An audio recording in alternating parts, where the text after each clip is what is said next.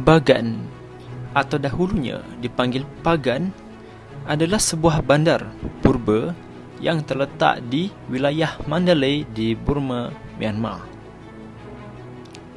Pada abad ke-9 hingga abad ke-13, bandar ini merupakan ibu kota kerajaan Pagan. Kerajaan Pagan ini merupakan kerajaan yang pertama yang berjaya menyatukan wilayah yang kemudiannya membentuk Myanmar moden. Pada masa ini telah berlaku usaha untuk menyatukan pelbagai kelompok etnik yang terdapat dalam Empayar Pagan, terutamanya dari aspek budaya dan bahasa. Perkembangan Empayar Pagan dapat dilihat dengan jelas melalui usaha-usaha yang telah dilakukan oleh pemerintah pada dinasti tersebut. Empayar Pagan ini telah bermula pada tahun 1044 Masihi dan diasaskan oleh Anawaratha, iaitu seorang raja yang telah berjaya mewujudkan kesatuan Burma yang hebat.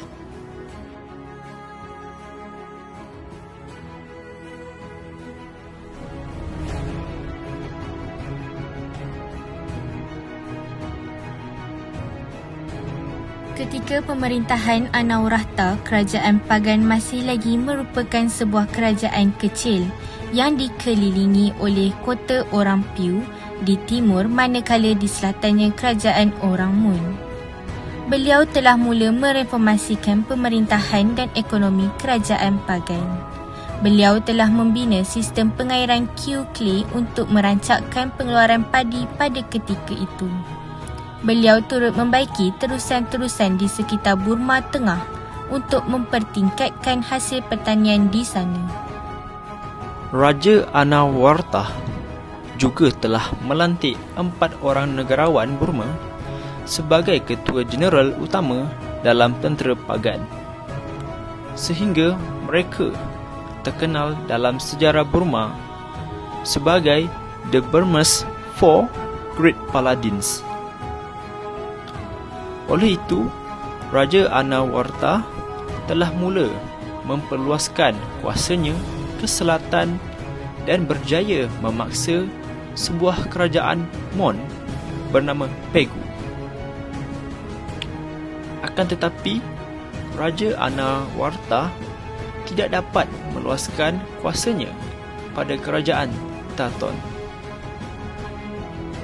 Lalu, beliau telah mengarahkan tentera Pagan yang diketuai oleh The Four Great Paladins untuk menaluki kerajaan Taton. Selepas berjaya menaluki kerajaan Mon dan kerajaan Taton, Baginda ingin menaluki kerajaan Arakan. Akhirnya, kerajaan Arakan berjaya dikalahkan oleh kerajaan Pagan. Pada ketika itu, kawasan kerajaan Pagan menjadi luas hingga 160,000 batu persegi. Selain itu, Raja Anawaratha juga telah mengarahkan penduduk Pagan untuk mempelajari kesenian dari Orang Piu dan Mun. Ketika pemerintahannya, beliau turut menjadikan Pagan sebagai pusat pengajian agama Buddha Theravada yang unggul dan telah membina candi Buddha yang indah dan megah di sekitar kota Pagan yang masih boleh kita lihat sehingga hari ini. Seterusnya, dasar reformasi sosial dan kebudayaan yang dilakukan oleh Raja Anawaratha telah menjadikan orang Pagan mempunyai budaya mereka yang tersendiri, yang kebanyakannya dipengaruhi oleh budaya kaum Piu dan Mun. Menjelang akhir pemerintahannya, kerajaan Pagan telah menjadi sebuah empayar besar di Asia Tenggara. Perkembangan seterusnya dilakukan oleh Raja Kyanzittha, iaitu anak kepada Anawaratha yang menaiki tahta pada tahun 1084. beliau telah menaiki tahta dengan menggantikan tempat saudaranya iaitu Saulu kerana telah berlakunya pemberontakan yang dicetuskan oleh orang-orang Mon. Lalu Raja Kianzita telah melakukan satu pembaruan di dalam sistem pemerintahan di Pagan, iaitu dengan menaikkan taraf raja kepada peringkat yang lebih tinggi.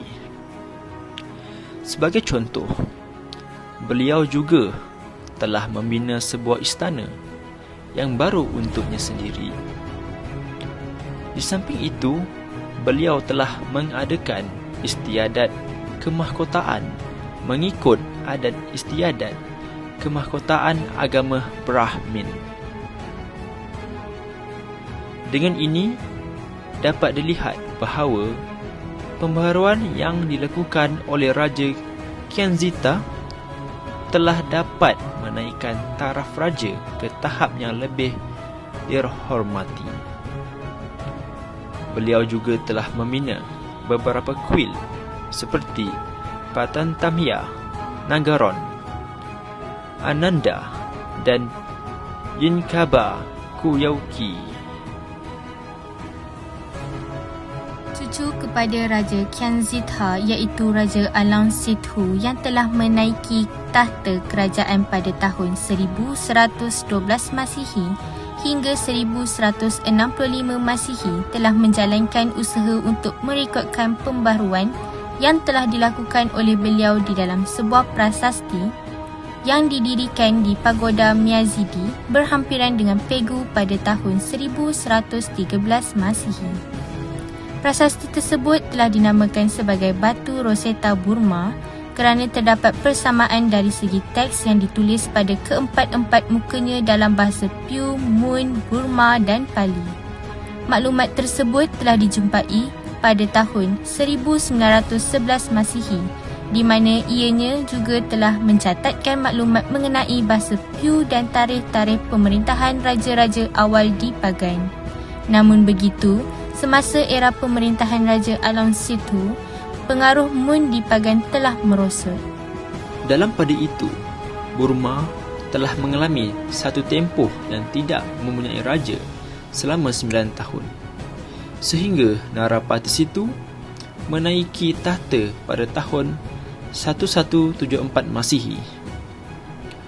Sepanjang tempoh tersebut, telah berlaku beberapa perubahan yang besar kepada sejarah Burma. Sebagai contoh, telah berlaku perubahan dalam bidang bahasa apabila bahasa Mon tidak lagi menjadi bahasa utama dalam prasasti-prasasti di Burma. Sebaliknya berubah kepada bahasa Burma itu sendiri menjadi bahasa utama. Selain itu, bahasa Mon sebagai bahasa tulisan telah lenyap sehinggalah berakhirnya zaman Pagan.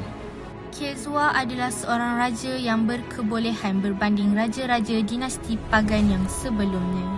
Hal ini dikatakan demikian kerana beliau telah mewujudkan undang-undang yang patut dikenakan terhadap pesalah-pesalah yang melakukan kesalahan dan telah banyak mendatangkan masalah kepada kerajaan Burma apabila kerajaan pusat mulai lemah. Namun demikian, beliau telah mengalami kekalahan kepada puak agama Buddha berkaitan dengan hal tanah yang telah dirampasnya daripada mereka.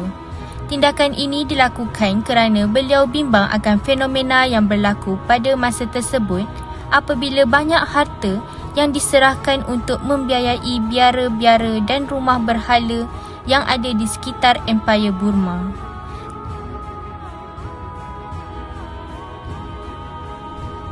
Zaman pemerintahan Kezua telah mencapai kegemilangannya apabila terdapat sekumpulan Sami-Sami Buddha yang telah pergi ke Ceylon untuk menuntut dan kemudiannya telah kembali ke Burma untuk menyebarkan ajaran baru ini.